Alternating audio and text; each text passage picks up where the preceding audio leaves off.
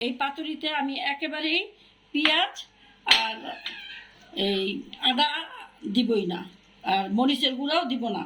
কারণ তোমরা যদি ঝাল খাও তাহলে কাঁচা মরিচ আর একটু বাড়িয়ে দিতে পারো, বা কাঁচা শুকনা মরিচের গুঁড়া দিতে পারো। এখন আমি এই যে পাতার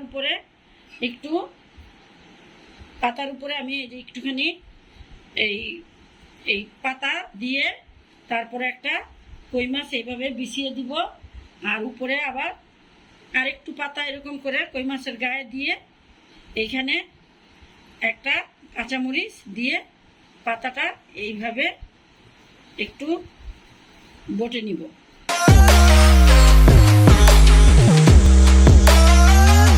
আসসালামু আলাইকুম ভিউয়ার্স, আজ আমি তোমাদের আরেকটা রেসিপি তৈরি করে দেখাবো। তা হলো আমি মিষ্টি কুমড়ার পাতা দিয়ে এই কই মাছের পাতুরি রান্না করে দেখাবো। কই মাছ আমি ভালো মতো ধুয়ে এইভাবে একটু একটু কেটে নিয়েছি।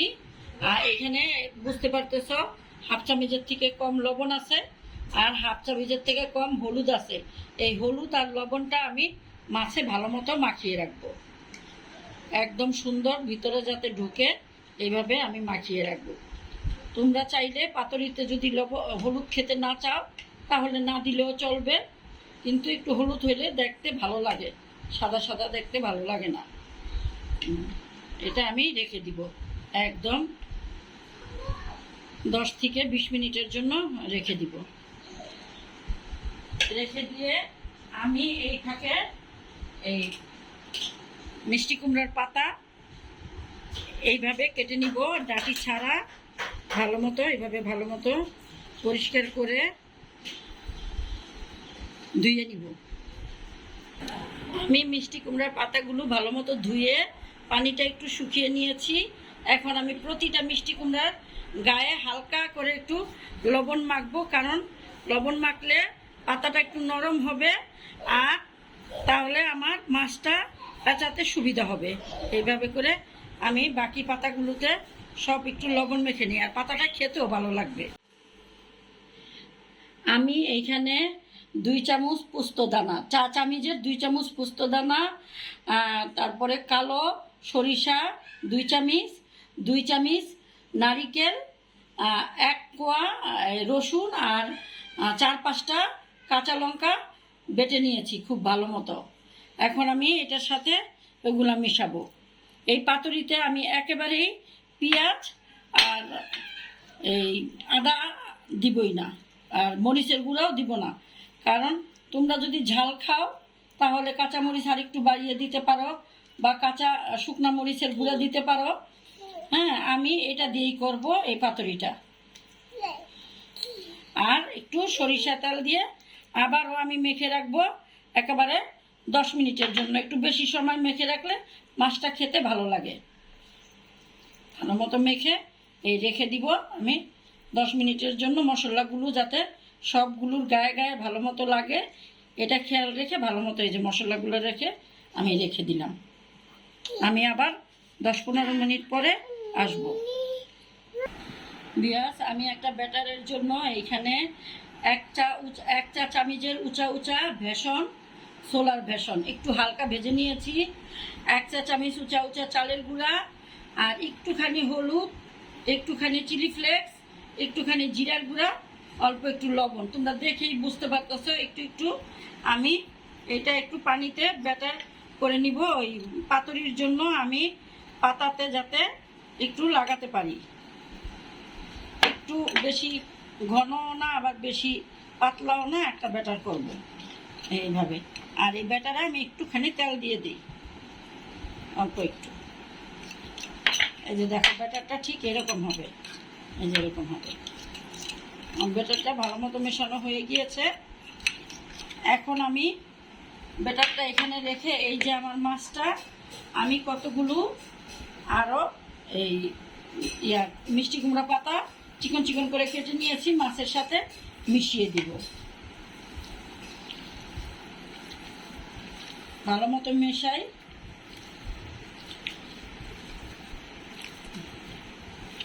হ্যাঁ, মিশিয়ে এই যে আমি পাতাগুলোতে লবণ দিয়ে রেখেছিলাম, এই পাতাগুলো আমি এখানে আমার 4টা কই মাছ আছে, আমি 2টা করে পাতা নেই, একটু বড় হবে। আমার পাতাগুলো আমার নিজের গাছের, তো আমি একদম ছোট ছোট পাতা নিয়েছি। এইভাবে পাতা, এই যে দেখো, লবণ দিলে পাতাটা নরম হয়ে যায়, বটতে সুবিধা হয়। এখন আমি এই যে পাতার উপরে আমি এই যে একটুখানি এই এই পাতা দিয়ে তারপরে একটা কই মাছ এইভাবে বিছিয়ে দিব, আর উপরে আবার আরেকটু পাতা এরকম করে কই মাছের গায়ে দিয়ে এইখানে একটা কাঁচামরিচ দিয়ে পাতাটা এইভাবে একটু বটে নিব।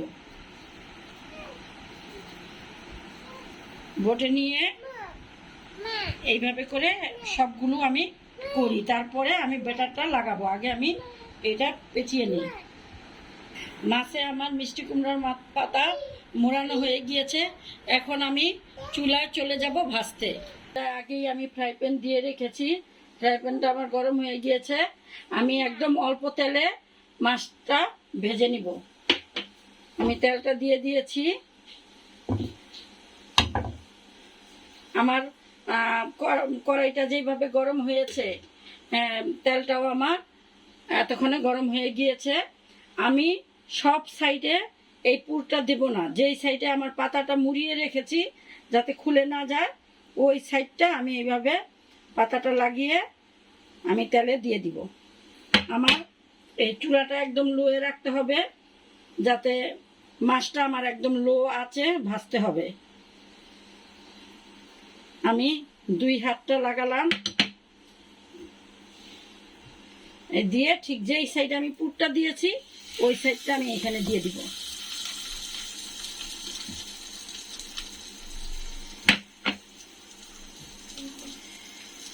আমি হাতটা লাগিয়ে নিলাম।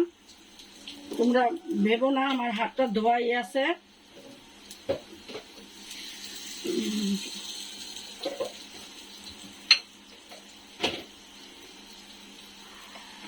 আমার এই বেসনটা আগে থেকে একটু করা ছিল, তো একটু একটু দানা দানা আছে।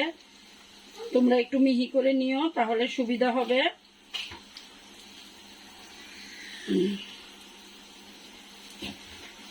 এখন আমি এইভাবে লাগিয়ে প্রতিটা মাছ একদম লো আছে আমি ঢাকা দিয়ে রাখবো 5 মিনিটের মতো।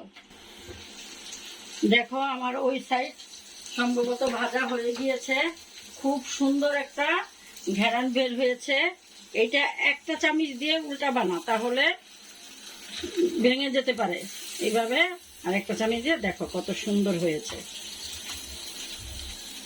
এইভাবে করে আমি